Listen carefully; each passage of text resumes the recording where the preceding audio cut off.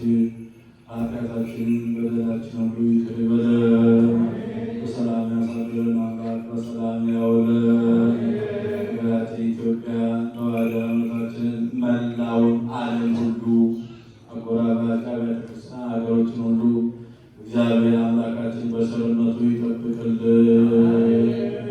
መከራውን፣ ሞቱን፣ ግጭቱን፣ ረሃቡን፣ ስደቱን፣ ጦርነቱን ከሕዝባችን ከዓለማችን ያስወግድልን። ሰላሙን፣ ፍቅሩን፣ አንድነቱን፣ መተሳሰቡን ለሕዝባችን ይመልስልን። ይህች ቤተክርስቲያን በገንዘባቸው፣ በጉልበታቸው፣ በእውቀታቸው፣ በጸሎታቸው ጊዜ እያሰቡ የሚያገለግሉትን አገልጋዮቿን፣ ካህናቱን፣ ዲያቆናቱን፣ ምዕመናንን ወንዶችንም ሴቶችንን በሕይወተ ሥጋ በሕይወተ ነፍስ በዕለት የዕድሜ በሙሉ ጤንነት ይጠብቅልን።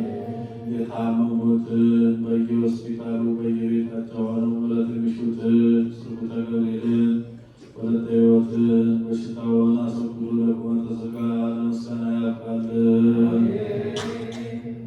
ዘመኑ የሰላም የበረከት የአንድነት የንስሐ ዘመን ያድርግልን።